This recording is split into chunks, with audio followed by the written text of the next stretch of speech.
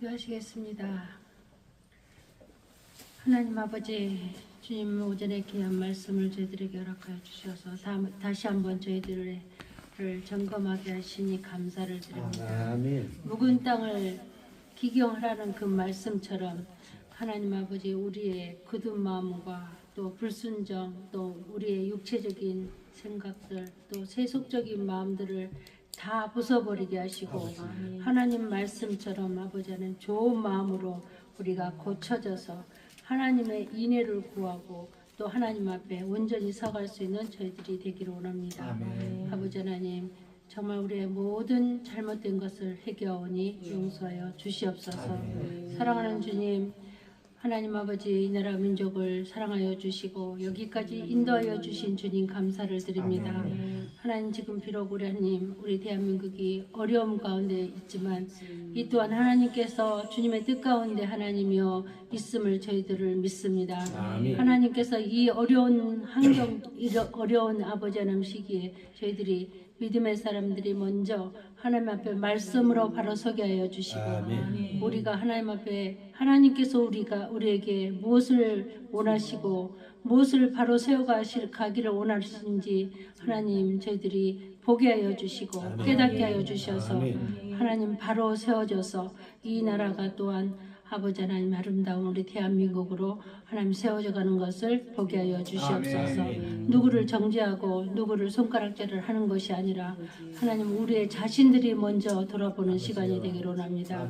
내가 하나님을 믿는다면서 하나님 말씀대로 하나님 그리스도인으로서 본이 되어지고 어떻게 살아왔는지를 돌아보게 하시고 하나님 나부터 바로 설 수 있는 하나님의 사람이 되게 하여 주시옵소서. 온 세계가 하나님 우리나라를 보고 있습니다. 부끄러운 나라가 되지 않도록 다시 세워질 수 있도록 하나님 도와주시옵소서. 하나님 도와주시옵소서. 주님께서 일하신 것을 저희들 기대합니다. 영광받아 주시옵소서. 하나님 오후 예배 가운데 하나님께서 함께하여 주시고 우리 김도환 목사님 또 이 시대를 열어가는 귀한 종이오니 주께서 우리 목사님을 통하여서 아버지 말씀하여 주시고 이제 하나님 새로운 하나님의 세계를 열어갈 수 있는 하나님 귀한 아버지 종으로 삼아주시고 저희들도 그 하나님 전하는 말씀 가운데 우리가 하나님께서 우리에게 또 어떤 것을 보게 하시는지 깨닫는 귀한 말씀이 되게 하여 주시옵소서. 모든 순서를 하나님 앞에 올려드리며 우리를 구원하시는 예수 그리스도의 이름으로 기도드립니다. 아멘.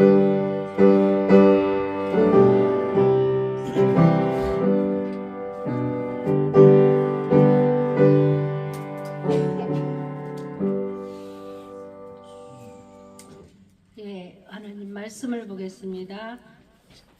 창세기 1장 1절서부터 5절까지 같이 한 목소리로 교독하겠습니다. 시작.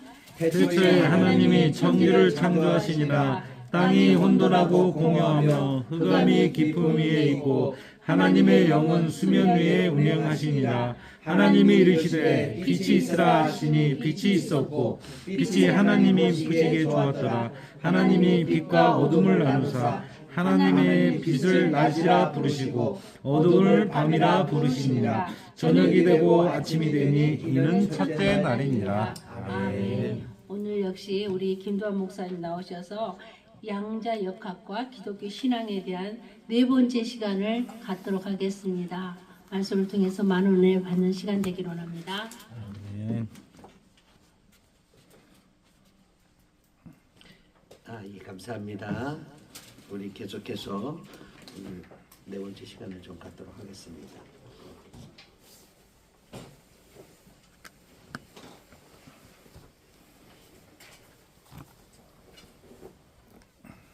먼저 기도하고 시작하도록 하겠습니다. 하나님 감사합니다. 오늘도 우리 가운데 귀한 말씀의 시간을 허락하여 주시고 또한 성령님, 성신님 같이 하여 주셔서 지혜로서 모든 것들을 저희들이 깨닫게 하여 주시옵소서. 듣는 자와 말하는 자가 모두 하나님의 은혜 가운데 나아가게 하여 주시옵소서. 감사하며 예수님 이름으로 기도드리옵나이다. 아멘. 아멘. 저희가 양자역학과 기독교 신앙이라는 말씀의 제목으로 계속 벌써 이제 4주차가 진행이 되고 있습니다. 제가 먼저 이 자리를 통해서 이러한 기회를 주신 윤삼회 목사님한테 너무 감사하다는 말씀을 드리고 시작해야 될 듯합니다. 처음에 제가 여기서 왜 특강을 준비해야 되는지를 매번 제가 말씀을 드리는 게 영상이 뭐 다른 영상만 보시고 이제 이 영상이 처음이실 가능성이 있어서 말씀을 드립니다. 저희가 최근에 와서 양자역학이라고 하는 대중 강연이 많이 유행이 됐습니다. 그래서 많은 사람들이 양자역학에 관련된 다양한 부분들에 대한 지식들이 많이 쌓아지고 있었습니다. 유튜브에서도 그렇고 어렵지 않게 접하게 되는 이런 시점에 양자기술에 관련된 그러한 내용들이 지금 전 세계적으로 큰 마치 태풍처럼 그 산업을 바꾸는 정도의 그러한 큰 영향력을 끼치는 이런 시점에 양자역학에 관련된 관심들이 아마 우리 국민들이 많이 높아진 듯합니다. 그러한 부분들에 대해서 사실은 지금뿐만 아니라 전부터도 우리가 양자역학, 물리학이랑 신학에 관련된 많은 강연들도 있었고 그렇게 말씀하시는 목사님들이 있었습니다. 그때까지는 그렇게 관심도가 많지 않았는데 최근에 와서 이러한 내용들이 많이 있어서 우려할 정도로 많이 나오는 거를 제가 보고 윤삼회 목사님한테 작년에 양자역학과 기독교 신앙이라고 한 2번 정도를 특강을 했으면 좋겠습니다 라고 말씀을 드렸는데 올 첫째 주부터 하시라고 말씀을 해주셔서 진행을 하다 보니까 벌써 4번째 시간이 됐습니다. 왜 이 감사의 말씀을 제가 드리는 이유가 이번에 이제 설날 연휴가 길었습니다. 그래서 제가 설날 연휴 동안에 좀 책을 좀 많이 읽게 됐습니다. 그전에는 그냥 양자역학과 기독교 신앙 그래서 과학적인 부분들에 제가 알고 있는 과학적인 부분들을 주로 준비해서 강연을 했습니다. 그런데 왜 이런 것들이 필요하고 그 다음에 신학자들이 이런 부분들에 대한 어디에 관심이 있는지에 대한 부분들에 대한 관련된 책들을 준비는 해놨는데 제가 읽지를 못했는데 이번 설날 연휴에 그거를 보게 되었습니다. 그래서 좀 소개를 드리면 우리 그 유명한 분 중에 하나가 과학신학이라고 하는 게 있는 것을 알고는 있었는데 책을 사놓고 읽지 못했는데 이번에 읽게 됐습니다. 맥글러스라는 분이 되게 세계적으로 유명한 석학입니다. 그래서 이분이 새로운 신학의 방법에 대한 신학함에 대한 새로운 방법론으로 일컬어지는 기존에 있는 우리가 신학을 기독교 신학이라고 한다면 우리가 자연신학이라고 하는 그런 부분들이 중간에 있었습니다. 그런 것들을 뛰어넘는 과학신학이라고 하는 이런 부분들이 최근에 와서 한 20-30년 전부터 이런 부분들에 대한 신학 체계가 털을 닦고 있었고요. 대부분 이것에 관련된 부분들은 폴킨혼이라든지 맥글러스라든지 이언 바셔라든지 이런 사람들은 거의 다 이미 학문적으로 물리학 연구를 한 사람이나 그러니까 물리학 박사를 하고 연구를 하다가 신학으로 온 분들입니다. 처음부터 신학 한 사람들이 아니고요. 그다음 처음부터 신학자가 아닌 분들 중에서 보통 세상 학문이라고 하는 물리학이라든지 화학이라든지 그거를 전공해서 연구를 하시다가 젊었을 때는 연구를 한 20년 하시다가 그 다음에 나이 드셔서 신학을 하시는 분들이 이 부분들을 주도해 나간다라는 부분들을 보게 됐고 그래서 제가 나이가 조금 많이 먹었음에도 불구하고 또 하나님이 저에게 주시는 또 새로운 길이 아닌가라는 마음으로 진지하게 처음에는 한 2번 정도 특강으로 생각했던 게 진지하게 이 부분들에 대해서 이제 기도하고 그 다음에 나아가고 있다라는 말씀을 좀 드립니다.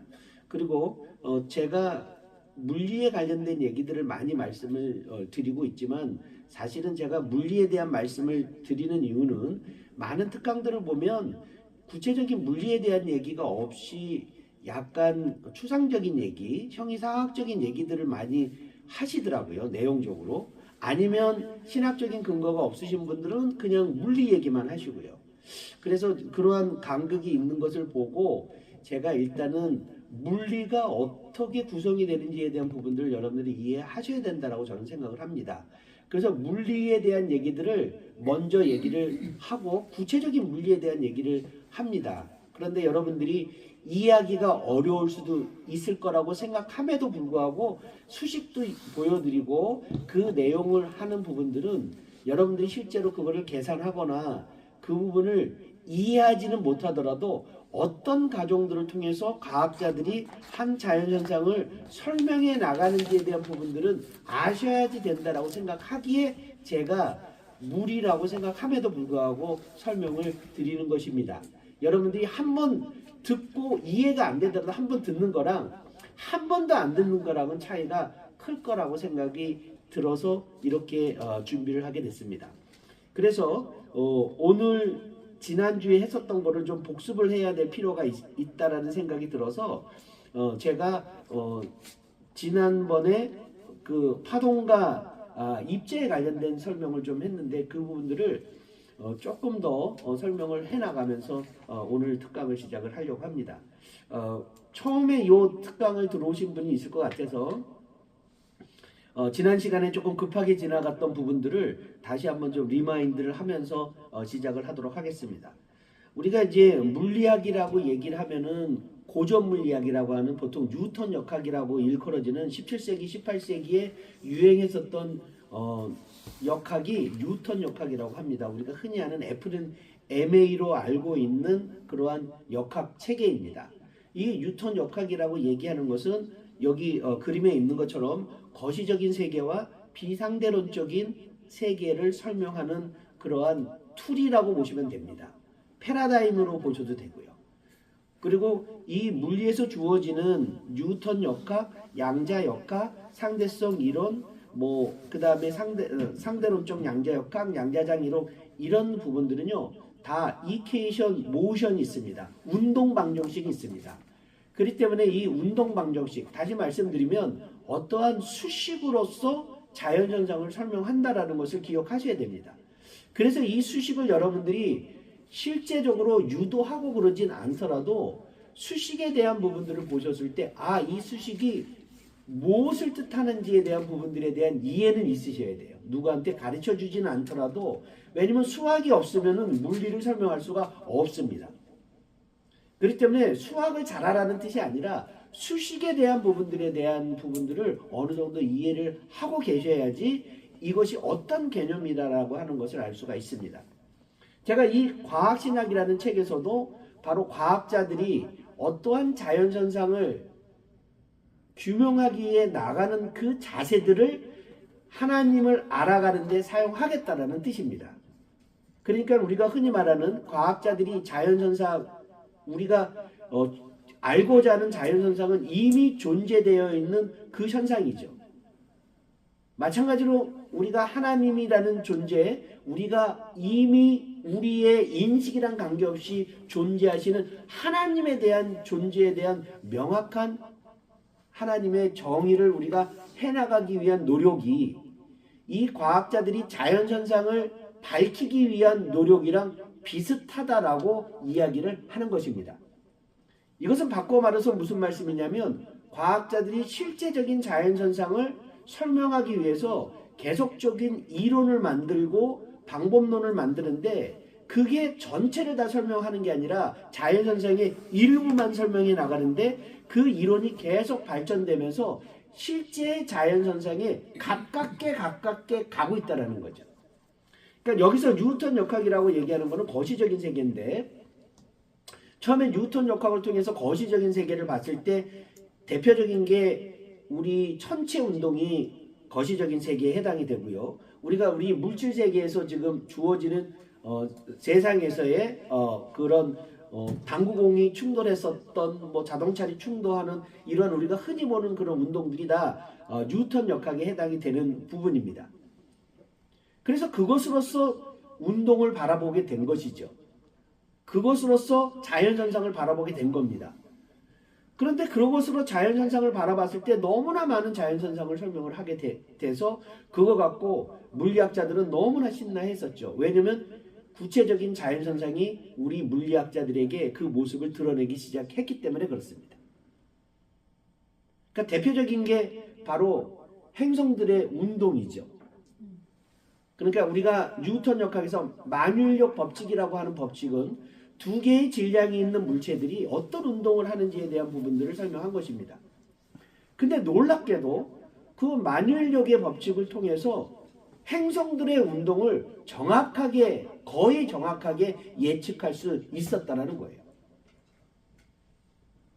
그렇다면 자연현상을 설명할 수 있는 운동방정식을 통하여 설명할 수 있다라고 하는 것은 이 운동방정식이 자연을 바라보는 렌즈의 역할을 한다는 거죠. 그래서 처음에는 그것으로서 모든 것을 다 볼 수 있을 거라고 생각을 하였던 겁니다. 근데 웬걸요? 이 렌즈로서, 다시 말씀드리면 이 거시세계를 봤었더라는 게 자연현상의 전부다라고 생각을 하였는데 이 거시세계가 아닌 또 다른 세계가 있다는 것을 물리학자들이 발견하기 시작하게 됩니다. 다시 말씀드리면 기존에 있는 뉴턴 역학으로는 설명할 수 없는 자연현상을 발견하기 시작을 하게 된 거죠. 그래서 새로운 역학체계가 필요하게 됐고 그게 바로 미시적인 세계에 해당되는 양자역학입니다. 근데 이 양자역학을 발견하고 나서 좀 더 자연현상을 분명하게 발견하게 되고 자연현상을 설명하게 되었다는 것입니다. 그렇다면 우리가 하나님의 존재, 하나님이 태초에서부터 존재했었던 하나님의 존재에 대한 이런 부분들도 마찬가지라는 것이죠. 우리가 기존에 있었던 우리 흔히 말하는 기독교 신학적인 측면에서의 하나님을 바라봤었던 우리가 처음 교부 시대에서부터 만들어졌었던 우리 교리들, 삼위일체 교리라든지 그 다음에 기독론이라든지 이런 교리들이 지금도 바뀌는 것은 아닙니다. 그러나 지금으로도 우리가 쓰는 단어로서 그 삼위일체라든지 기독론, 예수 그리스도가 참 인간이며 참 하나님이라는 이런 개념들이 사실은 이해하기가 쉽지가 않습니다. 그런데 이러한 이해를 돕기 위한 좀 더 나아져 있는 방법론과 해석들이 나와야지 된다는 것이에요. 왜 그러냐면은 자연과학도 좀 더 정확한 자연현상을 설명하기 위하여 끊임없이 이론이 발전되었던 것처럼 우리가 하나님을 바라보는 하나님의 존재를 좀 더 명확하게 알기 위해서 끊임없이 하나님 앞에 질문하고 대답받고 우리의 방법론을 확장해 나가야 된다는 것이 맞다라는 것이죠. 그렇기 때문에 우리가 이전에 있었던 신앙에 머물면 안 되고 좀 더 나은 하나님의 명확한 존재론적인 나 자신의 증거를 위해서 기도하고 노력하고 성신의 도움을 통하여 그 뜻을 알아야지 된다라는 이러한 생각들이 이 자연과학자들이 갖고 있는 자연현상을 알고자 하는 것과 동일한 진리를 따라가는 사람들에게 갖춰져야 된다라는 것입니다. 그래서 이 부분들에 대한 말씀을 계속해서 드리겠습니다.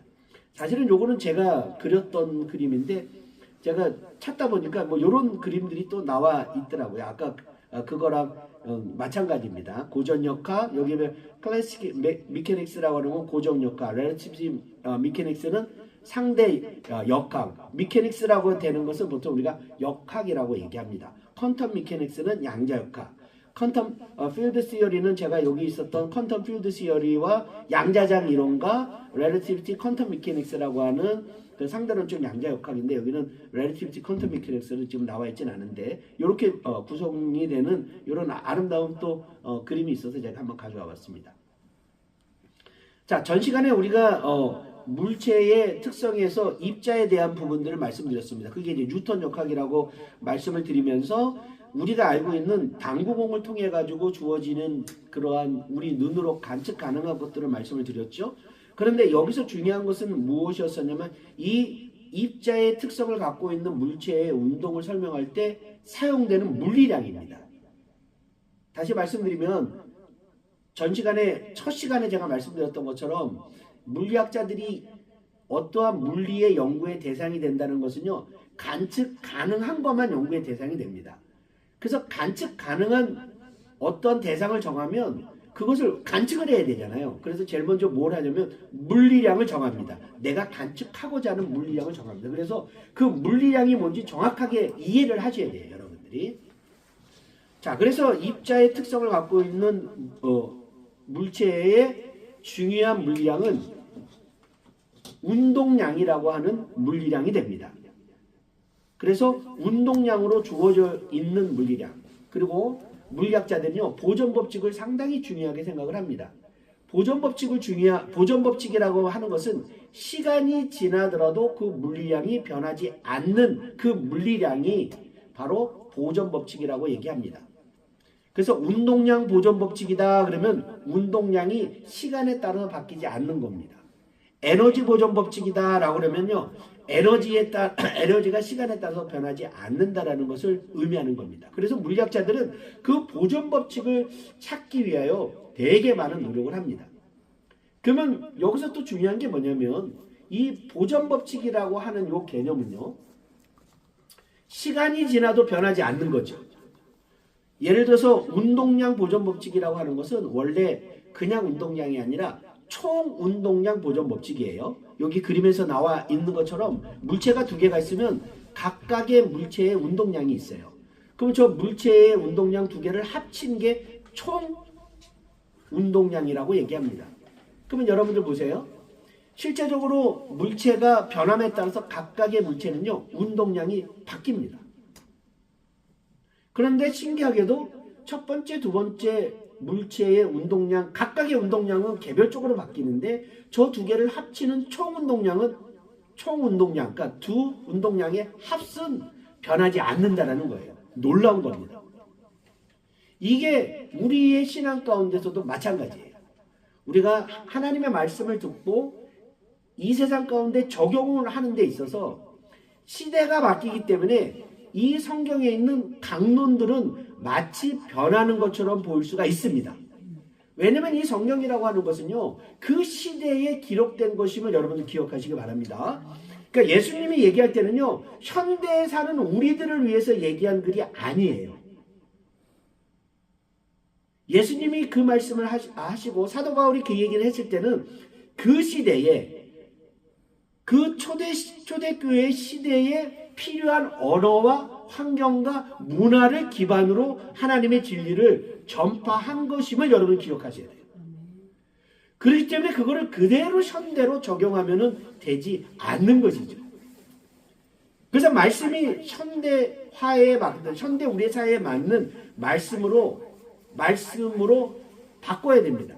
그러면 우리 생각에 아니 성경이 1.1획도 바뀌지 않아야 되는데 그대로 따라야 되지 우리 마음대로 바꾸면 어떻게 되느냐라고 말씀해 주시지 않겠습니까? 바로 물리학자들의 이 운동량 보존법칙, 에너지 보존법칙, 이 보존되는 물리량을 찾는 것처럼 시대가 바뀌어도 민족이 달라도 나라가 달려도 그 나라마다 적용하는 강론들은 다를지 모르더라도 그 안에 변하지 않는 하나님의 진리가 흐르고 있다는 거죠.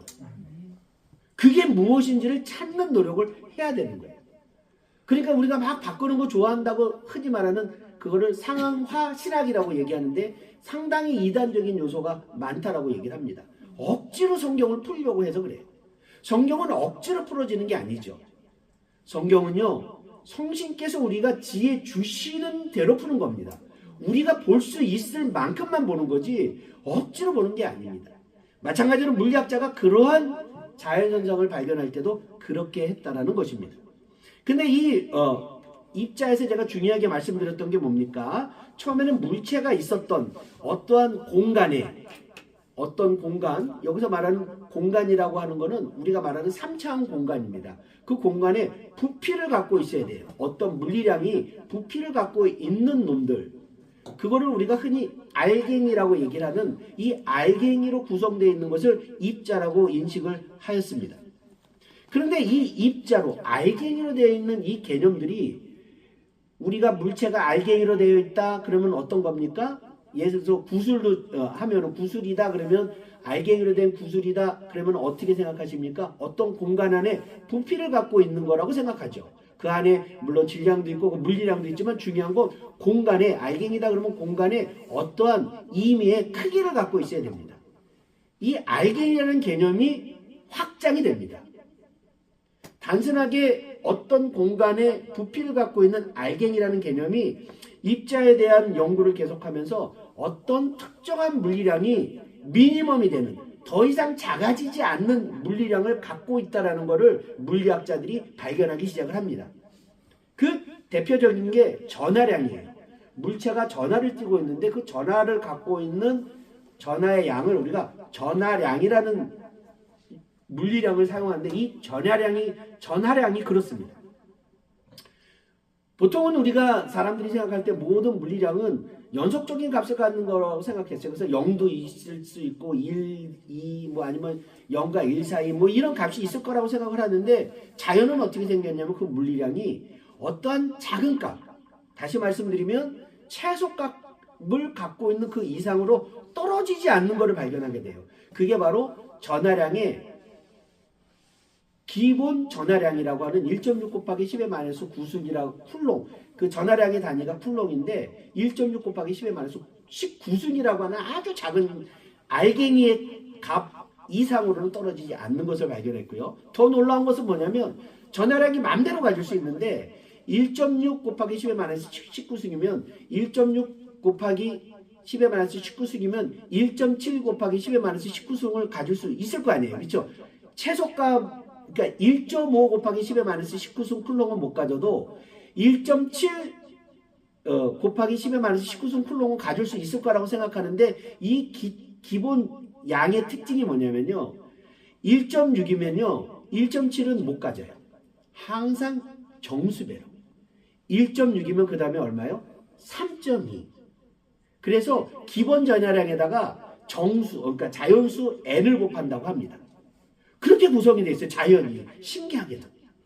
그러니까 왜 그런지는 모르지만 그렇게 구성이 되어 있어요. 그래서 이제 입자라는 개념이 단순하게 어떤 물체가 공간에서 그 부피를 갖고 있는 이런 개념의 입자가 어떤 물리량이 최소값에서 정수배로 갖는 부분들도 입자라고 얘기하고 있다는 것이에요. 여기서 말하는 입자라고 얘기하는 것은 우리가 지금 생각하고 있는 그런 당구공 같은 이런 입자의 개념이 아닙니다. 제가 이거를 말씀드리려고요. 여기서 말하는 입자는 바로 양자역학 세계에서 말하는 입자는 우리가 알고 있는 그러한 물체의 알갱이의 개념이 아닙니다. 그렇기 때문에 이 입자를 마치 우리가 알고 있는 입자의 개념으로 과하게 표현을 하기 시작하면은 원래의 양자역학에서 말하는 입자의 개념이 아닌 엉뚱한 것을 해석하게 되기 때문에 제가 말씀을 드린 거예요. 이거는 파동도 마찬가지죠. 그래서 입자는 여러분들이 보통 목사님들도 그렇고 뭐 입자에 대해서는 길게 얘기하지 않죠. 그리고 아마 제가 지금 얘기한 것도 목사님들 중에서 제가 얘기하는 것처럼 얘기한 분은 제가 일단은 한 번도 못 들어봤고 그 다음에 굳이 입자에 대해서는 얘기를 많이 안 하시죠. 그런데 여기서 보통 파동에 대한 말씀을 드리게 됩니다. 그래서 제가 밑에서 두 번째 써 있는 뉴턴 운동 방정식은 거시세계를 바라보는 과학자의 패러다임이 되며 대표적인 사례가 만유인력 법칙이다라고 얘기를 하면서 새로운 심을 하나를 찾았는데 뒤에 다시 설명을 드리겠어요. 이 심이 하나가 아니라 자연을 구성하고 있는 심이 4개다라고 하는 것을 발견하게 됐습니다. 나중에 내가 이 4대 심에 대해서도 설명을 해드릴 겁니다. 왜 물리학자들이 심을 4개를 만들었는지, 이 심들이 무슨 의미가 있는지 그것도 여러분들이 이해를 하셔야 됩니다. 그래서 간단하게는 물체, 질량이 있는 물체들 간에 일어나는 심을 우리가 만유인력이라고 얘기를 하고요. 전하를 띠고 있는 물체들 간의 심을 우리가 전자기력이라고 얘기합니다. 보통 우리가 쿨롱의 법칙이다라고 일컬어지는 거고요. 그 다음에 원자 핵 안에 일어나는 심이 2가지가 있는데 강한 핵력, 약한 핵력, 줄여서 강력, 양력이다라고 이야기를 하고 있습니다. 그래서 보통 강력, 양력은 잘 설명을 못 하시니까 잘 얘기를 안 하시는데 그것도 제가 간단하게는 설명을 좀 드리겠습니다. 자, 그러면은 입자에 대한 부분들을 제가 말씀을 드렸고 파동에 대한 부분들에 대한 특성을 제가 뭐라고 말씀을 드렸냐면 파동에선 중요한 게 뭐라고 말씀드렸습니까? 이 파동이 뭔지를 여러분들이 먼저 이해하셔야 돼요. 입자는 뭐라고 그랬습니까? 제가 알갱이라고 얘기했죠. 어떤 물리량의 알갱이값. 그 알갱이 값의 정수배가 되면 그걸 다 입자다라고 간주한다라고 얘기를 하였습니다. 그럼 파동은 뭐냐면 파동이 뭔지를 아셔야 되죠. 파동은 여기서 그림에서 있는 것처럼 오르락 내리락 하는 게 파동입니다. 오르락 내리락 하는. 보통 우리가 삼각함수하는 사인이라든지 코사인으로 주어지는 이런 함수입니다. 그러면 이 부분들을 어떻게 나면 원운동 할 때, 만약에 원운동 할 때 우리가 옆에서 사진을 찍으면요, 이렇게 프로젝션 하면은 이렇게 오르락 내리락 합니다. 그래서 파동의 성질을 조금 아셔야 되는 부분이 뭐냐면, 파동은 항상 오르락 내리락 하기 때문에 주기 운동을 한다는 거예요. 그러니까 일정한 운동을 반복한다라는 게 되게 중요합니다. 파동에서는요, 반복 운동을 한다라는 걸 기억을 하셔야 돼요. 반복 운동을 한다. 그러니까 반복 운동은 얘기는, 그러니까 대표적으로 파동 운동 같은 게 이제 원운동이거든요. 원운동은 똑같이 돌잖아요. 똑같이 돌고 한 바퀴 또 돌고 또 돌고, 이러한 운동들, 반복 운동하는 것이 다 파동의 형태를 쓸 수가 있는데, 그러다 보니까 이 파동에서 중요한 물리량이, 여러분들 기억해야 되는 물리량이 바로 뭐냐면, 한 바퀴 이놈이 동일한 시간에 운동이 반복되니까 그 반복되는 거리, 이동한 거리를 우리가 파장이라고 얘기를 합니다. 그래서 파장이라는 단어를 꼭 기억하셔야 돼요. 그러니까 파동이라는 단어가 나오면 파니까 파장이라고 하는 그 단어가 같이 나옵니다. 그건 길이라고 생각하면 됩니다. 그 파의 길이다. 이동한 거리가 파장이 됩니다. 그리고 한 파장, 두 파장이 일정한 시간으로 돌거든요. 그래서 일정한 시간으로, 반복 운동이니까 일정한 시간을 도는 것을 우리가 주기라고 얘기합니다. 주기. 그래서 일단은 여러분들이 파장 그러면 주기와 파장을 기억을 하셔야 돼요. 근데 주기라고 얘기하는 것은 한 바퀴 도는데 걸리는 시간이 주기라면 그것의 역수가 진동수입니다. 진동수는 1초 동안에 몇 바퀴 도는가. 그래서 대부분 여러분들이 많이 접하는 용어는 진동수라고 하는 용어일 겁니다. 진동수는 주기의 역수예요. 됐죠? 파동에 대한 이 부분까지는 기억을 하셔야 됩니다. 물론 여기서 이 파의 높이를 우리가 진폭이라고 얘기하는데 그거는 뭐 굳이 기억은 안 하셔도 됩니다. 그래서 이 파동 함수는 여기 yxt에서 a sin kx-오메가-t라고 주어지는 이런 사인과 코사인의 형태로 주어진다라고만 기억하시면 돼요. 왜 저게 이렇게 주어지는지를 궁금해하시는 분은 나중에 또 물어보면 됩니다, 저한테. 그래서 이 사인 코사인이 이렇게 오르락 내리락 하는 것을 나타내요. 그래서 파동은 사인과 코사인의 형태를 갖고 있구나. 그리고 여기서 중요한 물리량은 파장이라는 물리량과 주기 또는 진동수라는 물리량이 중요하는구나. 그것만 생각하시면 됩니다. 자, 그렇게 봤을 때 우리가 빛이라고 얘기하는 놈이 바로 파동으로 되어 있다라고 하는데, 예를 들어서 저 끝에 있는 것처럼 보면 우리가 가시광선이라고 하는 게, 빨주노초 파남보 가시광선이라고 하는 게 빛입니다. 그래서 우리가 예를 들어서 뭐 X선이라든지 그 다음에 자외선, 라디오파, 마이크로파, 이거 다 전자기파라고 합니다. 전자기파가 곧 빛입니다.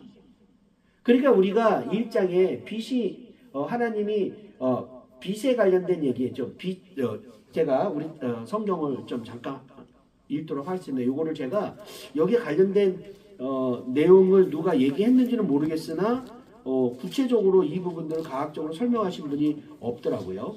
자, 창세기 우리가 1장 제가 이제 말씀도 같이 이제 보고 있습니다.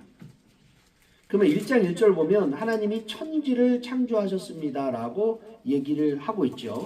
이 천지라고 얘기하는 것은 천은 하늘이고요. 그 다음에 지는 땅입니다. 그러니까 하늘과 땅을 창조하셨다라고 성경이 기록이 되어 있는데, 그거는 여러 번 들으셨겠지만 여기서 하늘이라고 얘기하는 천지는 heavens라고 하는 복수를 사용하고 있고요. 그 다음에 땅이라고 하는 거는 the earth 해가지고 단수를 사용하고 있어요. 그러니까 지구와 기타 등등으로 지금 설명을 하고 있다는 것에 주목하셔야 돼요. 그래서 천동설이 나왔었던 이유가 그렇습니다. 제가 왜 이거를 미리 설명을 드리냐면 이 과학의 체계, 과학자들이 자연현상을 보는 과학의 체계가 하나님의 말씀을 분석하는데 상당히 많이 영향을 끼쳤다는 거예요. 대부분 신학자들이 이때 당시에 고대 근동의 신학자들은 거의 철학자들이거든요.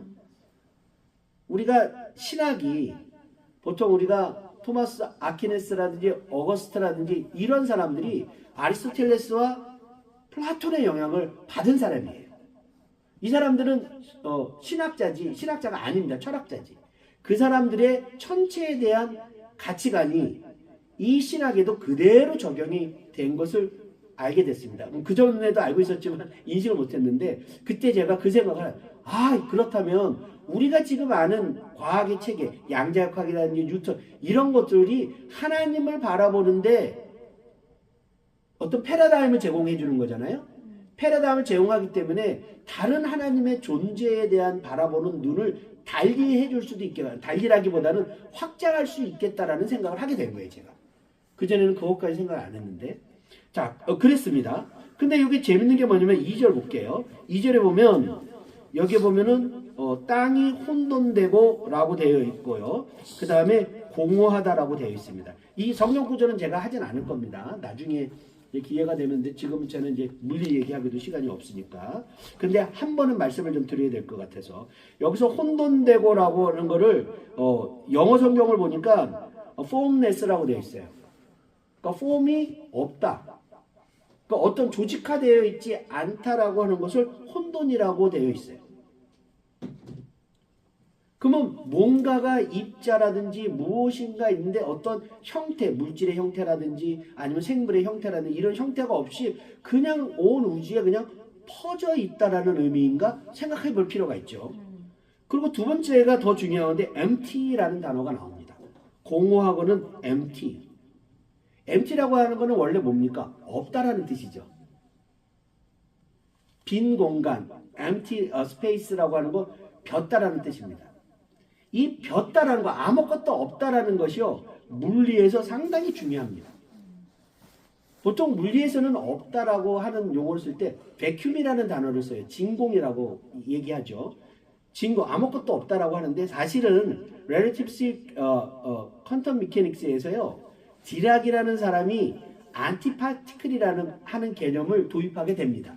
나중에 또 설명을 하게 되는데 그 안티파티클이라고 하는 것든 디락 방정식을 통해서 안티파티클이라고 하는 것을 기술하기 전에 나왔었던 게 백큐의 정의가 무엇인가에 대한 얘기가 나왔어요. 백큐이 뭔가. 우리는 아무것도 없는 게 백큐이라고 생각하는데 백큐는요 물리학에서 백큐는요 다른 의미예요. 가득 차 있다라는 뜻입니다. 아무것도 없는데 뭐가 가득 차지? 그래서 불교에서 말하는 색즉시공이다라고 하는 게 실제적으로 물리에서 말하는 그 상태입니다. 색이라고 하는 거는 가득 찼다는 거고 공은 빈 거거든요. 그러니까 가득 찬 게 빈 거고 빈 게 가득 찬 거다. 그게 색즉시공입니다. 그러니까 이제 불교학자들은 그러니까 불교를 믿는 과학자들은 야 우리는 뭐 양자역학적인 게 미리 봐서 이렇게 됐습니다. 백큐을 어떻게 봐야 되는가? 백큐이라고 얘기하는 것은요 아무것도 없는 게 아니라 백큐의 바다가 있는데 그 밑에 우리가 흔히 말하는 홀이라고 되어 있는 것이 가득 찬 게 바로 백큐입니다. 그러니까 나중에 그 부분은 다시 한번 설명드릴게요. 그러니까 여기서 우리가 공허하다라는 게 그냥 아무것도 없다라고 하는 건데 아무것도 없다라고 하는 것의 정의가 무엇인지를 다시 한번 우리가 봐야 된다는 거죠. 근데 이 부분에 대해서 제가 아직까지는 책을 통해서 보지는 못했습니다. 그것도 한번 말씀을 드리려고 하고요. 그 다음에 여기 보면은 3절에 보면요. 하나님이 이르시되 3절까지만 볼 겁니다. 하나님이 이르시되 빛이 있으라 그래서 빛이 있었고라고 성경에 기록이 되어 있습니다. 그런데 여기서 빛이 무엇인가에 대한 부분들을 한번 살펴볼 필요가 있어요. 여러분 빛 하면은 어떻게 생각합니까? 그냥 태양이라고 생각하겠죠. 근데 여기서는 이 빛이 있으라고 하는 설명에 대해서 구체적으로 과학적으로 설명한 사람들이 일단은 제가 아직 못 봤어요. 근데 이 빛에 관련된 설명을 하기 전에 우리가 보통 빛을 우리는 포톤이라고 얘기합니다. 광자라고 얘기하거든요. 근데 이 포톤이 광자가 특징이 뭐냐면요. 없어져요. 그리고 갑자기 생겨요. 들어보셨나요?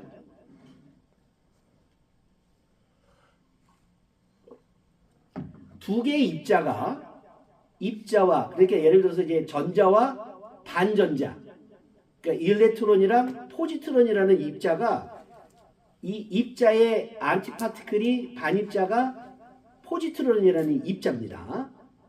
질량을 갖고 전하가 달라요. 근데 이놈이 부딪히잖아요. 그러면 전자와 포지트론이 어떻게 됩니까? 없어져요.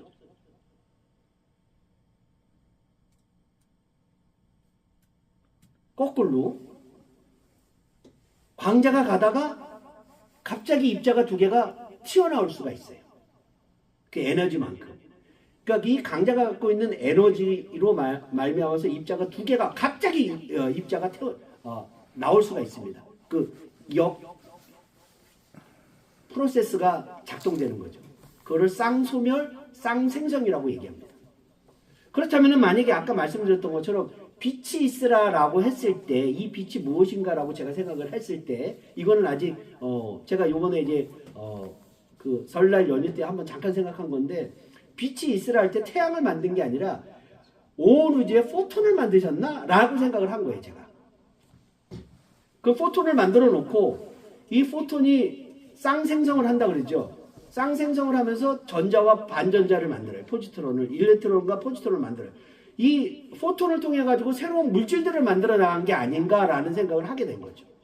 그러니까 태양을 만든 게 아니에요. 그러니까 여기서 말하는 빛이라고 얘기하는 것은 라이트라고 되어 있지만은 실제적으로 자연에서는 포톤이 아니겠는가라는 생각을 하게 된 거예요. 근데 그렇게 말씀하시는 분은 지금 일단은 한 번도 보지 못했습니다. 아직까지는 제가 많이 보진 않았는데. 왜 이 말씀을 제가 서두가 아니라 이 가정에서 말씀을 드리냐면 우리의 과학에 대한 그 패러다임, 거시적인 세계에서 미시적 세계를 보는 이 패러다임이 바뀌면 어떠한 성경에 있는 내용들도 더 깊은 의미의 다른 해석을 가할 수가 있는데 그게 성경의 내용을 훼손하는 게 아니라 그 성경에 있는 내용들에 좀 더 구체적으로 나아갈 수 있게 되는 거죠. 그래서 미리 말씀을 좀 드린 겁니다. 그래서 파동에 대한 말씀을 또 길게 말씀을 드렸는데 이 파동에서 중요한 개념이 제가 뭐라 그랬습니까? 중첩이다라는 단어에 기억하셔야 된다 그랬죠. 중첩. 이 파동은요. 간섭과 회절 현상이라고 하는 현상을 봅니다. 그러니까 두 파동이요. 서로 합쳐져요. 합쳐지면 어떤 일이 발생되냐면 여기에 있는 것처럼 지난 시간에 얘기했던 거죠. 두 개 똑같이 생긴 파가 위상이 맞으면 두 배가 되고 위상차가 반대가 되면 빵이 됩니다. 그러면 여러분 잘 생각해 보세요. 지금 빵이라고 얘기하는 거는 측정할 때 우리가 물리에서 중요한 게 관측값이라고 했죠. 이게 이렇게 보인다는 거는 관측값이 0이라는 뜻이에요. 그러면 우리는 어떻게 생각합니까? 관측값이 0이면 존재하지 않는다는 뜻이죠. 그렇죠? 관측이 안 된다는 건 존재하지 않는다는 뜻이에요. 그것도 우리가 존재와 관측에 관련된 부분에 대해서 나중에 좀 설명을 해드릴 수 있을지 모르겠지만 아무튼 간에 관측이 안 되면 존재하지 않는다고 보거든요. 근데 파동은 어떻게 됩니까? 관측이 두 개가 있는데도 불구하고 관측이 안 될 수도 있다. 신기하죠? 네. 그러니까 우리가 관측이 안 됐다, 존재하지 않았다. 그러니까 우리의 측면에서 관측이 안 됐다고 해서 없다라고 얘기할 수 없다라는 거죠. 있는데 두 개가 중첩이 돼가지고 빵떡이 될 수가 있는 거예요. 그러니까 파동의 성질이 이런 성질을 갖고 있습니다. 그리고 실제적으로 파동에 대한 이거는 뒤에 한번 설명을 드리겠지만 여기 보면 역학적 파동, 전자기파, 확률파라고 제가 세 개를 나눴는데 역학적 파동은 우리가 알고 있는 파동이에요. 이렇게 줄로 했을 때 움직이는 파동. 수면파, 눈으로 보이는 그 파동입니다. 그리고 여기서 전자기파가 아까 전자기파가 바로 파동의 성질을 갖고 있다라고 얘기했죠. 그래서 파자가 붙었으니까. 그래서 이 갖고 있는 파동의 개념이 역학적 파동의 그 수식이랑 아까 제가 운동방정식이라고 얘기했죠. 그 형태랑 전자기파의 운동방정식의 형태가 같아요. 그렇기 때문에 전자기파가 파동의 성질을 갖는다고 얘기를 하는 겁니다. 근데 여기서 말하는 이 파동의 성질은 역학적 파동에서 말하는 그 파동이 아니에요. 그러니까 많은 사람들은 역학적 파동에 대한 거, 그러니까 수면파 같은 거를 생각을 하다가 전자기파도 파동의 성질이 있으니까 전기장이랑 자기장이 어떻게 뭐 이렇게 되나 그러면서 계속 수면파에 관련된 역학적 파동의 개념으로 자꾸 전자기파를 설명을 하는데 아니에요. 그게 아니라는 거예요. 그러니까 우리가 하나님에 대한 존재를 할 때 우리가 알고 있는 생각, 우리가 자연을 하면서 경험적인 부분들로서 하나님에 대한 모습을 계속 찾으려고 하지만 여러분들이 어떤 모습을 찾던 간에 그것은 진정 존재하신 실존 존재 하나님의 모습이 아니라고 자신 있게 제가 얘기할 수 있는 거예요. 그래서 성경에서도 뭐라고 말씀하십니까? 그림자라고 얘기해요. 우리가 볼 수 있는 건요, 그림자만 보는 거예요. 이 역학적 파동과 전자기 파동을 통해서 설명을 드린다면 우리가 볼 수 있는 건 하나님의 실존 존재를 보는 게 아니라 하나님이 우리에게 보여주시는 어떤 하나님의 특성을 보여주는 거예요. 그것은 대부분 하나님의 섭리죠.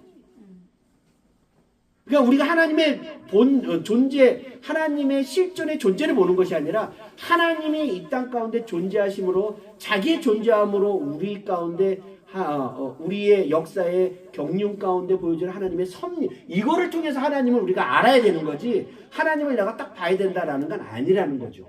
근데 더 중요한 게 뭐냐면 여기 보면 슐레딩거 방정식이 바로 양자역학에서 말하는 파동이거든요.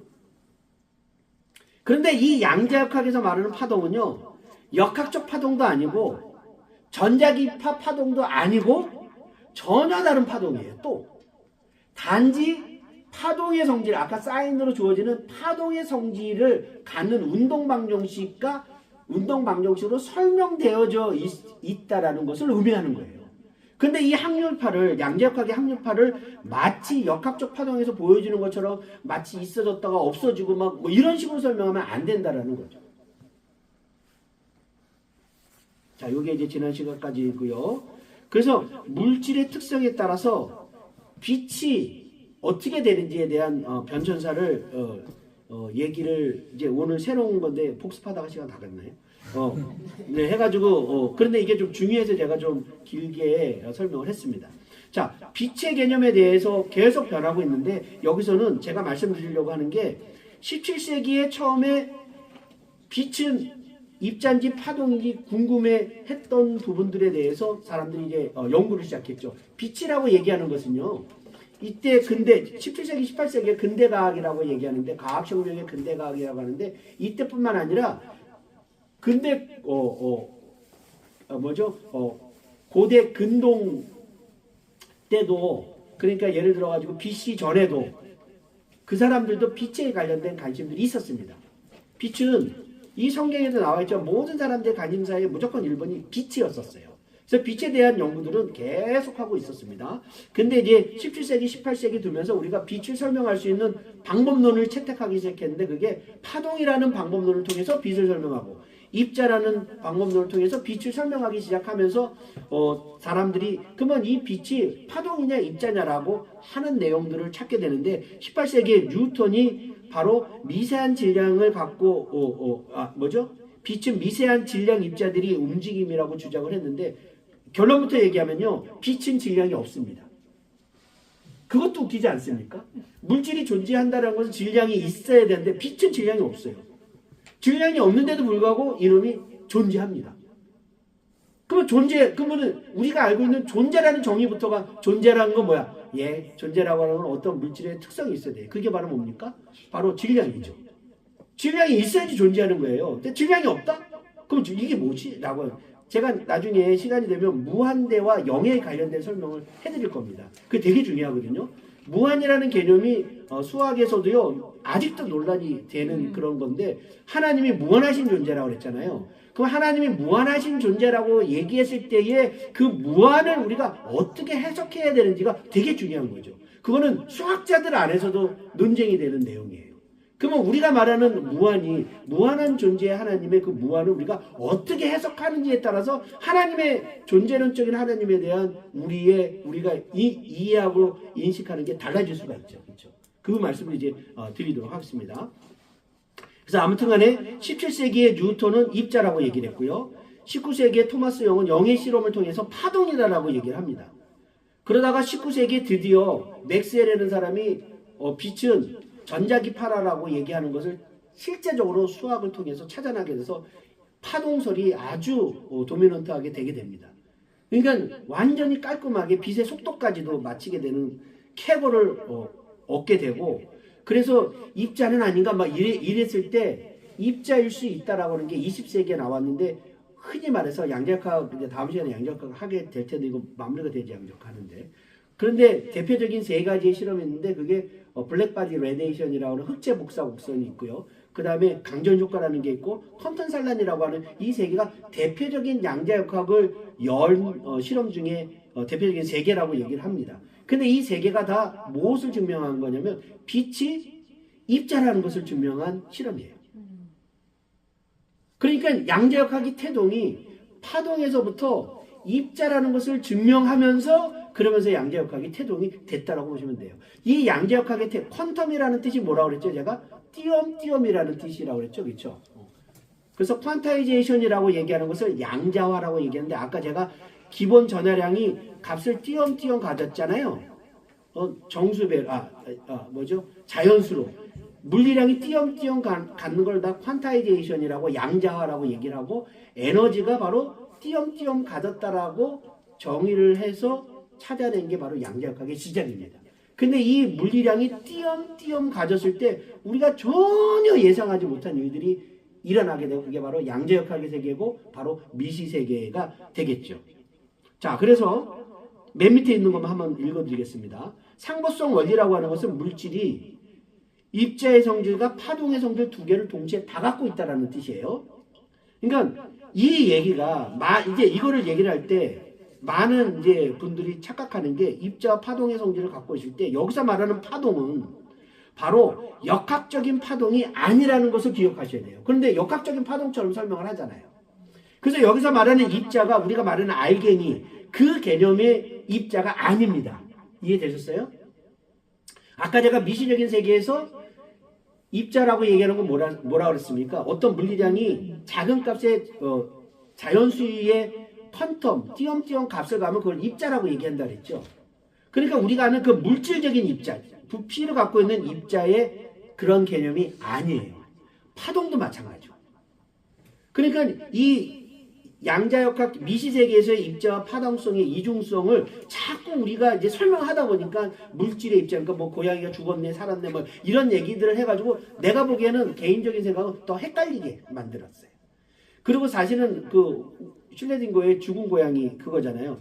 괜히 그거를 하는 게 제 생각에는요, 안 한 만도 못한 것 같아요. 그때 당시에 우리가 아인슈타인이 EPR이라고 하는 그 세 사람이 저자인데, 그거를 통해서 그게 그런 얘기들이 나왔거든요. 왜냐면 그때 확률로 되어 있는 양자역학을 믿을 수 없어가지고 아인슈타인이 막 반박을 시작했었던 그런 논리들을 지금 우리가 왜냐면 아인슈타인이 양자역학이 우리 말하는 그 슐레딩거 방정식의 파동 방정식으로 확률로 주어지는 것이 말이 안 된다. 그래서 뭐 C는 주사위 놀이를 하지 않는다. 뭐 이런 부분들 그때 당시에 뭐 해가지고 양자역학을 부정하기 위해서 만들었던 논리들을 지금 얘기를 하는데, 우리는 처음 시작하는데 이미 그거는 다 게임 아웃이 다 됐어요. 지금 양자역학은요 잘 갖춰진 이론입니다.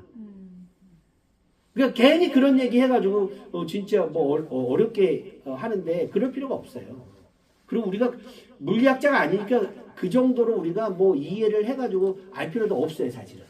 그러니까 그 말씀도 미리 드리려고 합니다.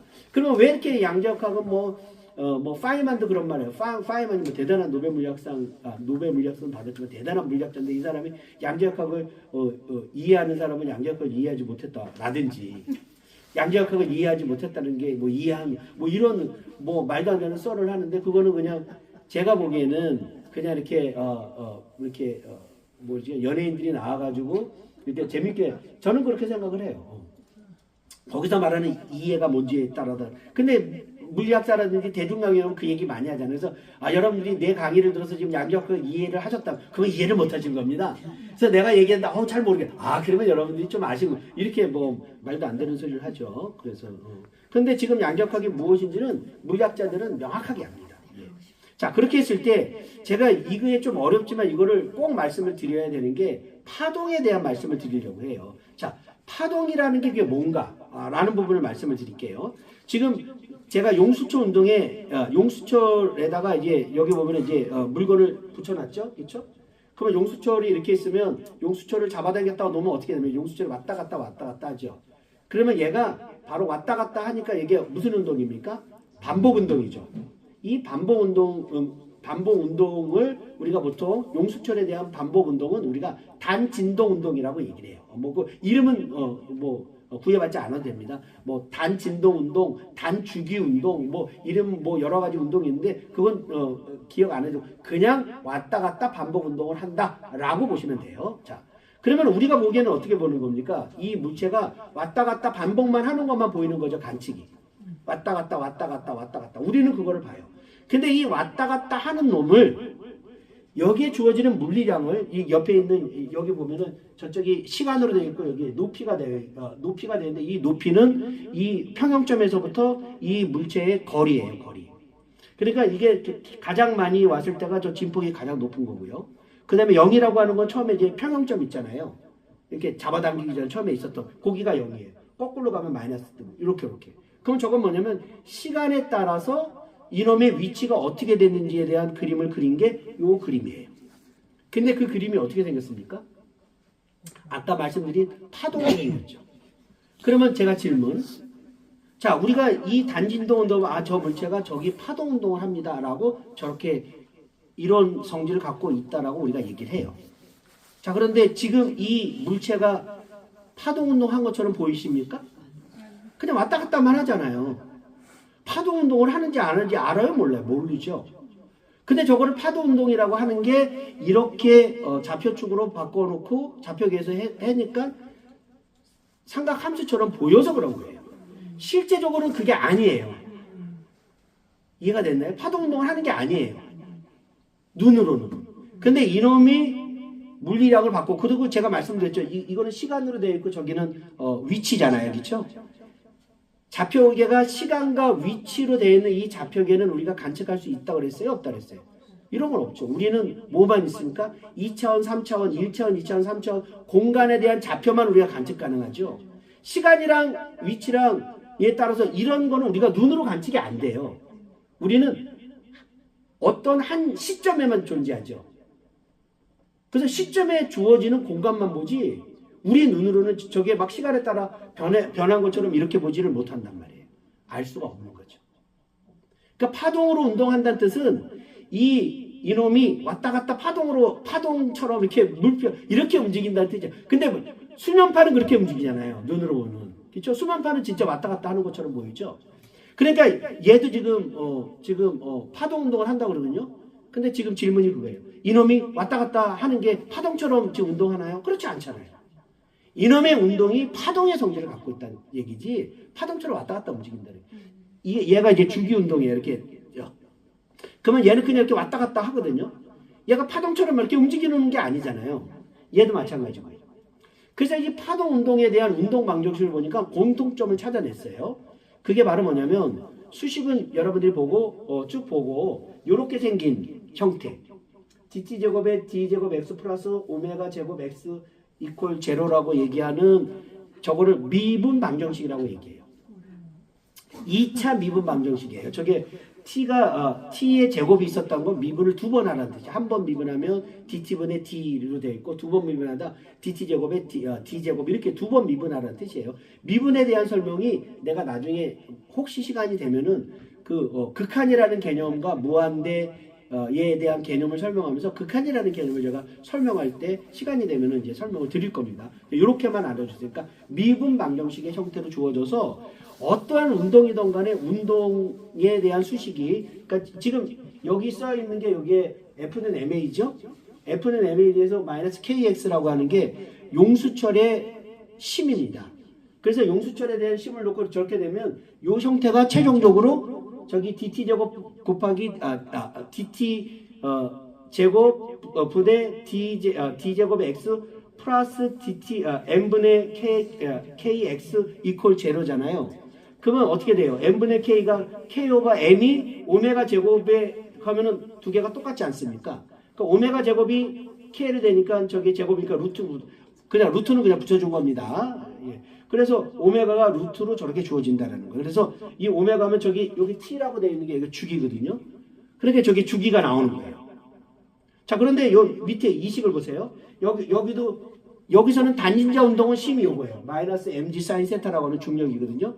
근데 블라블라블라 해가지고 계산을 쭉 해봤더니만 최종적으로 어떻게 주어졌어요? dt제곱에 d제곱에 x에 lg에 x 이퀄 제로라고 되어 있죠.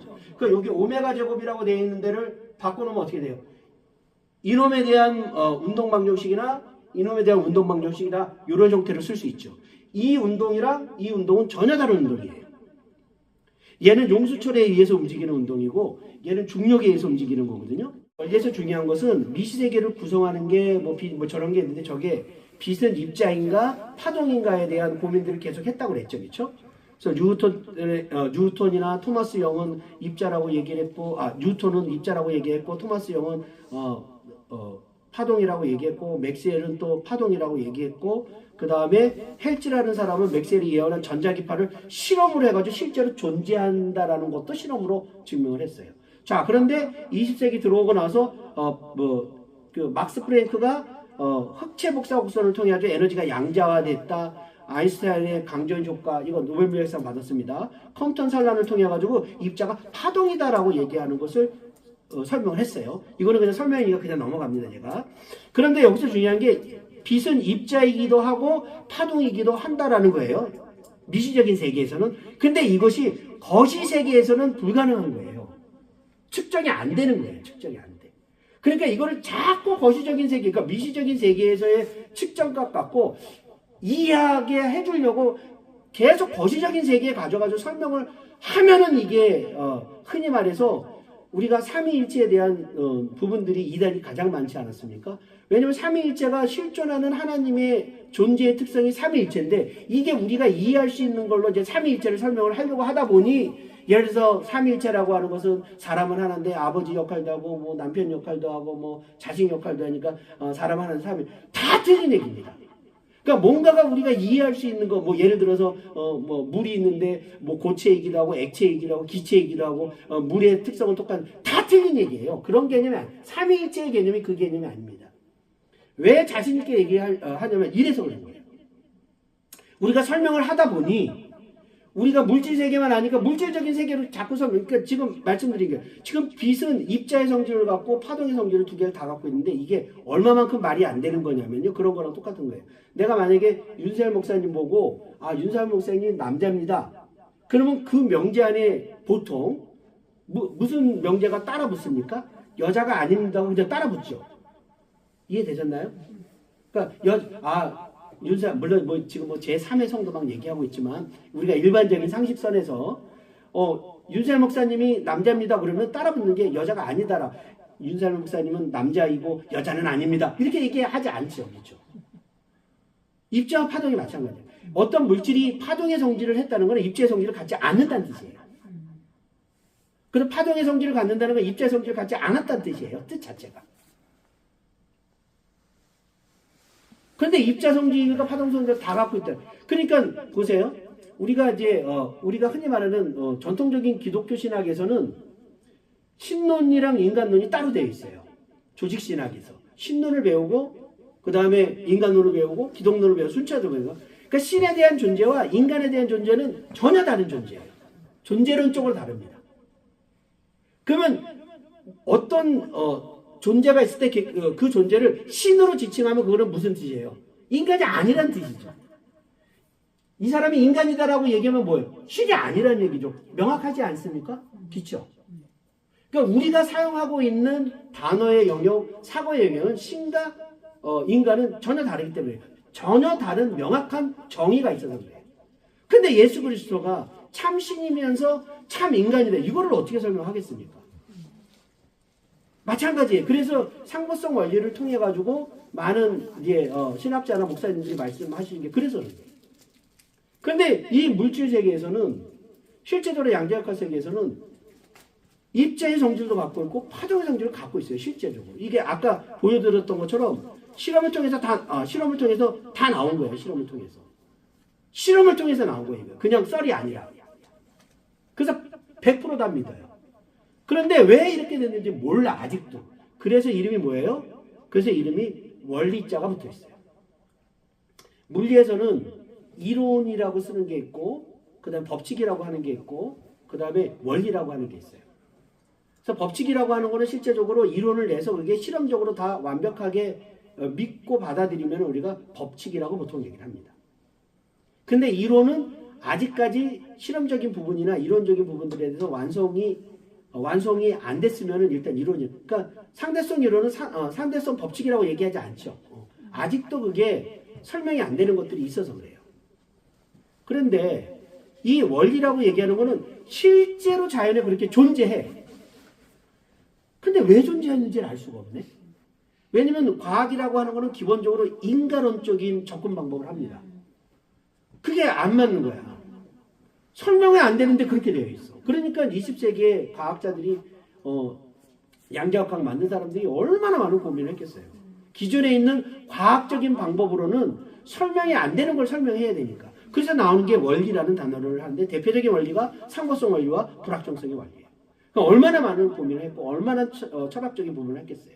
제가 이 말씀을 드리는 게 과학자들이 자연현상, 존재하는 자연현상에 대한 그 규칙과 그 현상을 이해하기 위해서도 이 고민을 하면서 이렇게 원리 같은 거 왜 안 되는 이러는데 하물며 우리가 과학자들이 보는 자연은 일부라고 내가 말씀드렸잖아요. 그렇죠? 이 자연의 일부에 대한 현상을 보이기 위해서도 이게 끊임없이 고민하고 이 방법을 쓰고 뭐 이러면서 이제 조금씩 찾아가고 있죠. 근데 하물며 하나님을 믿는 우리는 어떠냐는 거예요. 끊임없이 우리가 하나님이 어떤 존재가 기존에 알던 그런 하나님이 아니라는 뜻이 아니라 하나님이 우리가 그냥 성경 공부에서 배운 하나님이 그게 전부 답니까? 성경에 나와 있는 60년 그게 전부 다일 거라고 생각하십니까? 아니죠. 아주 일부죠. 성경이. 제가 여러 번 전에도 말씀드렸죠. 얼마나 답답하셨으면 하나님이 성경을 만드셨겠어요. 얼마나 답답하셨으면 하나님이 얼마나 답답하셨으면 당신이 신이신 당신이 이 땅 가운데 예수 그리스도 우리 눈에 보일 수 있는 예수 그리스도를 이 땅 가운데 보내셨겠어요. 얼마나. 그게 마치 전부 다인 것처럼 오해하면 안 되죠. 끊임없이 성경은 우리를 밝혀주는 그냥 등대일 뿐이에요. 여러분들 등대가 어떻습니까? 등대가 다 보이지 않잖아요. 등대가 저쪽만 가이드하는 역할이죠. 성경은 우리를 가이드하는 거예요. 다른 데 벗어나지 않게끔. 그러니까 성경을 기본적으로 우리가 잘 이해해야 하는 것을 통해 가지고 하나님이 하지만 그게 그 성경에 있는 게 전부 다가 아니라는 거죠. 글로써 쓰여져 있는 더 많은 것들이 있어. 그래서 우리에게 누구를 보내주셨어요? 성신을 보내주셨던 거예요. 지금 성경은 언제 성경입니까? 바울이 졌었던 초대교회의 성경이잖아요. 지금 2000년 동안 성경이 그 다음에 쓰여졌어요? 안 쓰여졌죠. 왜 성경이 안 쓰여진지 아십니까? 왜 사도행전 이후에 그 다음에 29장 3장 이후에 안 넣으신지 아십니까? 성경이 필요 없어서 그래. 그 다음을 쓸 필요가 없어서. 누가 있으니까? 성신이 있으니까. 성신이 계속 우리의 성경을 사도행전 그 뒤에 성경을 계속 쓰고 있음을 믿으시기 바랍니다. 그러니까 지금 우리의 주어져 있는 이 성경은 기본이야. 기본뿐만 아니라 끊임없이 없는 성경이라는 단어는 좀 그렇지만 내용들이 계속 우리의 신앙을 통해서 경험을 통해서 우리의 삶들을 통해서 하나님이 계속적으로 얘기하고 계시고 이 말씀을 더 명확하게 하고 계시다는 거죠. 시간이 갔지만 그래도 상부성 원리를 조금 얘기를 하고 마무리하겠습니다. 자, 근데 상부성 원리가 보면 시간이 가서 지금 말하기가 두렵네요. 두 번째 것만 할게요. 동그라미 두 번째 게 상보성 원리를 통해서 상보성 원리라고 하는 것은 어떤 물체가 파동의 성질과 입자의 성질을 두 개를 동시에 갖고 있다라고 설명을 한 건데 닐스 보어가 이거를 왜 이런 말이 안 되는 거를 하게 된 이유가 사실은 불확정성의 원리를 해명하기 위해서 도입하게 된 거예요. 사실은. 그래서 불확정성의 원리를 좀 설명을 드리려고 합니다. 짧게. 자, 그래서 그냥 제가 한번 읽을게요. 시간이 없으니까. 작아서 잘 안 보이실 것 같으니까. 두 번째 동그라미요. 상호 보완성은 이건 제가 쓴 게 아니라 다른 사람 거 카피해 왔습니다.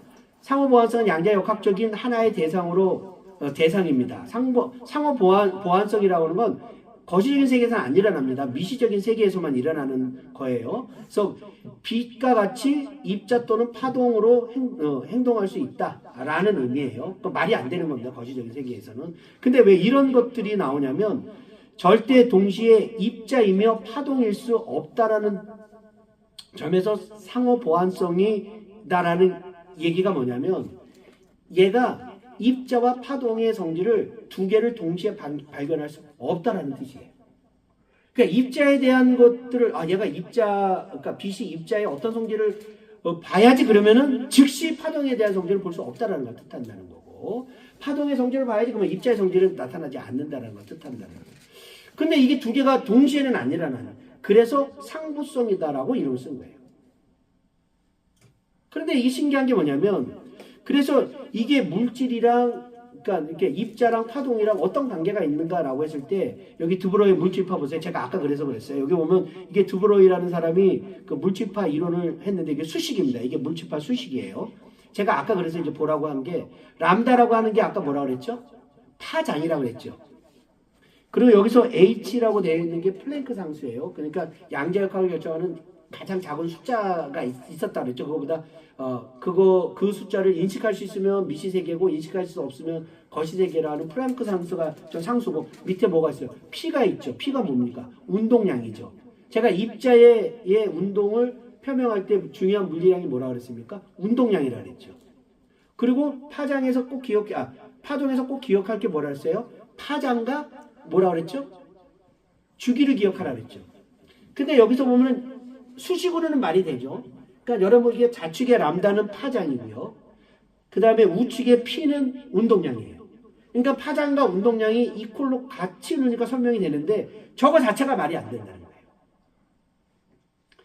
오늘 시간이 되면 그거를 설명해 주는데, 여러분 2 더하기 4가 같아요, 달라요? 다음 시간에 해줄까? 2 더하기 4가 같아요, 달라요? 2랑 4가 같아요, 달라요? 다르죠, 그렇죠? 제가 다음 시간이 되면 2랑 4가 같다라는 것을 제가 증명해 드릴 거예요. 그러니까 이게 인간의 지식에 어떠한 이론적인 논리에 문제가 있는지 우리가 인식을 해야 된다는 거예요. 2랑 4 다르다고 생각하죠? 수학적으로 증명하자면 같아, 두 개가. 왜 같은지 제가 다음에 설명해 드릴 거예요. 2랑 4가 같다라는 게. 그렇죠? 그럼 보세요. 신기하지 않습니까? 그러니까 우리가 신에 대한 하나님의 존재에 관련된 부분들을 생각할 필요가 있다는 거죠. 마무리할게요. 자, 불확정성의 원리에 대한 설명만 마무리하고 끝내도록 할게요. 자, 불확정성의 원리라고 하는 것은 무엇이냐? 이게 너무나 센세이션을 일으키는 게, 우리가 여러분 기억나십니까? 우리가 처음에 뉴턴 역학할 때 운동을 할 때 제일 먼저 뭐 한다 그랬어요? 물리량을 정한다 그랬죠. 자, 물리량을 정할 때 어때요? 위치가 주어지면 우리 뉴턴 역학 생각해 보세요. 자, 위치가 정해지면 그 위치에서의 속도를 우리가 알 수 있었어요, 없었어요? 그 뉴턴 역학처럼 내 그림 그릴 때 한 지점이면 그 지점에서의 위치 알고 속도도 알고 가속도도 알았잖아요. 기억나시죠? 그래서 시간에 따라서 속도가 어떻게 변하는지, 가속도가 어떻게 변하는지, 위치가 어떻게 변하는지 우리가 다 안다 그랬잖아요. 그게 결정론자라고 그랬죠, 그렇죠? 그러니까 어떤 위치에 어떤 속도를 갔는지 알 수 있다고요. 이해되셨나요? 그거를 알고 있었죠, 그렇죠? 근데 이 불확정성의 원리는 뭐냐면, 내가 어떤 위치를 알고자 하면, 정확하게 알았다고 하면, 그때 우리가 속도, 이게 P라고 얘기하는 게 운동량인데 mv예요. 질량에다 속도를 곱한 거예요. 그러니까 저 운동량을 그냥 속도라고 생각하시면 돼요. 그러면 우리가 어떤 위치에서 어떤 속도를 분명히 알죠. 양자역학은 뭐냐면, 내가 어떤 속도를 정확하게 안다라고 하면 그 지점에서의 속도를 알 수 없다라는 뜻이에요. 그러면 뉴턴 역학에서 말한 게 다 꽝 돼버리죠. 지금 그러니까는 이게 양자역학 하는 이 사람들이 고민을 하는 거예요. 기존에 있는 뉴턴 역학계가 완전히 다 깨부셔지는 거예요. 전혀 다른 거예요. 그러니까 이걸 어떻게 설명해야 되는가? 설명하는데 설명이 안 돼. 그래서 어떻게 했다고요? 원리라고 이름을 붙였다고요. 그런데 이것도 또 목사님들이 설명할 때면 또 이상하게 설명을 하죠. 설명이 그런 개념이 아닌데. 그러니까 여기서 말하는 시간과 위치, 그러니까 두 개의 물리량을 우리가 동시에 측정할 수 있다라고 우리는 생각을 했었는데, 거시적인 세계에서 양자역학에서는 두 개를 동시에 설명할 수 없다라는 거예요. 다시 말씀드리면 위치를 정확하게 알려고 하면은 속도의 불확정성이 커지고요. 속도가 정확한 하나가 점점 정확하면 정확할수록 또 다른 물리량은 불확실성이 점점 커진다는 두 개가. 그래서 상보성이에요. 그러니까 하나를 알려고 하면 하나를 몰라. 하나를 이게 왔다 갔다 하는 거예요. 두 개를 동시에 할 수 없다는 거예요. 두 개 동시에 할 수.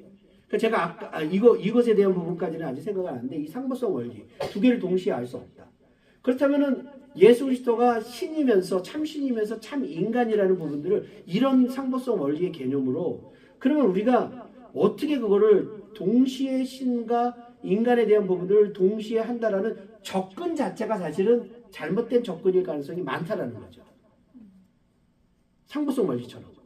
왜냐면 예수 그리스도가 신이라고 해가지고 신으로서 어떤 분이다라고 얘기하면은 그 안에서 그러고 나서 그러니까 신으로 이런 존재이신데 그러면 인간으로는 어떤 존재일까라고 얘기하는 거 자체가 시작부터 틀렸다는 것이죠. 그런 것들에 대한 메시지를 준다는 거죠. 그러니까 뭐 그런 것을 누가 얘기했는지 모르겠지만, 근데 이게 쌍이 처음에는 위치와 속도에 대한 불확실성이 있던 게 물리학자들이 또 노력을 해가지고 이게 두 개만 있는 게 아니야. 두 개만 있는 게 아니라 두 개가 커플로 움직이는 물리량이 있다는 걸 알게 돼요. 그래서 위치와 운동량, 에너지와 시간. 우리가 시간에 대한 부분들도 했죠. 그러면 이 시간에 대한 거는 뭐냐면 우리가 어떤 특정한 시간에 에너지를 구하면 그러니까 특정한 시간에 에너지를 딱 구했잖아요. 그러면 에너지가 어떻다는 얘기예요? 무한대라는 거예요. 그럼 우리는 어떤 특정한 시점에서의 어떤 거를 뭐 가늠을 하잖아요. 그러면 이게 어떻게 될 건가라는 거죠. 제가 보통은 불확정성의 원리 같은 경우는 위치와 속도인데 우리는 제가 처음에 얘기했던 게 시간에 대한 관심이 많았잖아요. 시간의 불확정성과 그 물질이 갖고 있는 에너지. 보통 우리가 에너지라고 하는 이 에너지는 그 물체가 갖고 있는 에너지가 나중에 질량이 에너지로 전에 특수상대성이 일어날 때 어떻게 됐어요? 질량이 에너지로 바뀌었죠. 그렇죠? 그러니까 에너지라고 하는 건 그 물체의 존재 자체가 에너지예요. 그러니까 질량이 에너지로 바뀐 거 기억나시죠? 그러니까 질량을 갖고 있는 게 물질을 나타내는 거잖아요. 그러니까 물질이 그래서 빛이 질량이 없는데 거기서 말하는 질량은 정지 질량이라고 얘기해요. 근데 상대론적인 질량은 있어요. 왜냐면 빛이 에너지를 갖고 있거든요. 그러니까 에너지의 개념으로 얘기를 하면 그게 상대론적 질량이라는 개념이 에너지 개념인데 상대론적 에너지 개념, 우리가 말하는 질량은 정지 질량이에요. 질량의 개념을 어떻게 돼요? 확장해야 돼요. 정지되어 있는 질량에서 운동하는 질량으로 개념을 확대를 하면 그게 곧 에너지거든요. E는 MC 스퀘어가 그거예요. 곧 질량이 에너지가 되는 거거든요. 자, 그러면 에너지는 뭐를 뜻하는 거예요? 곧 물질의 존재 자체를 뜻하는 거예요. 자, 그러면 어떤 특정한 시간에 그 존재를 보려고 하면 존재를 볼 수 있다는 거예요? 못 본다는 얘기죠. 에너지, 물질의 존재의 이런 관계를 어떻게 또 설명할 수 있는지가 우리 신학 쪽에서 해야지 된다라는 말씀을 좀 드리면서 오늘은 이 정도만 하도록 하겠습니다.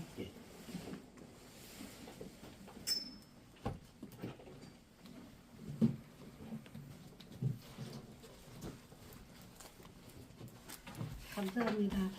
참 우리 생활 가운데 일어나는 그 과학의 세계고 그런데 우리 윤삼일 목사님이 이렇게 신학교에서나 어디 가서 강의를 하실 때 고대 근동학이라 이런 거에서 연도 쓰며 뭐 그런 것을 강의를 하실 때 어떻게 저거 다 머릿속에 입력이 되었을까 그리고 신기했었는데 오늘 김두한 목사님의 그 강의 중에 그 또 다른 우리 윤삼일 목사님의 그 모습을 본 것 같은 기분이 들었습니다.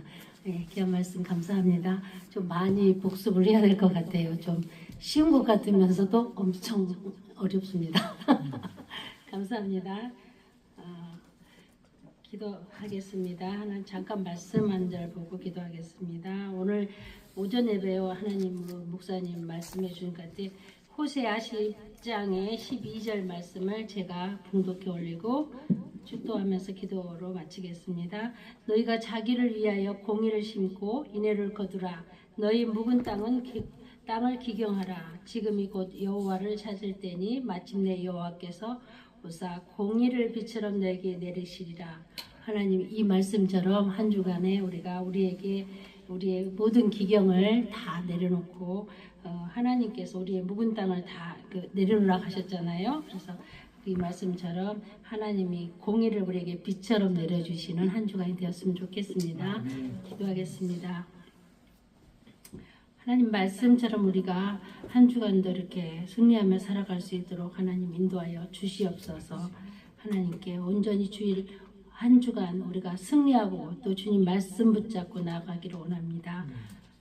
주님, 이제는 우리 주 예수 그리스도의 은혜와 하나님의 사랑과 성신님의 교통하심이 오늘 하나님 앞에 정성을 다해서 예배를 드리는 하나님의 사랑하는 성도들 위에와 또 세계 선교의 위에와 또 사랑하는 우리 대한민국 위에 이제로부터 영원토록 함께 계실지어다. 아멘.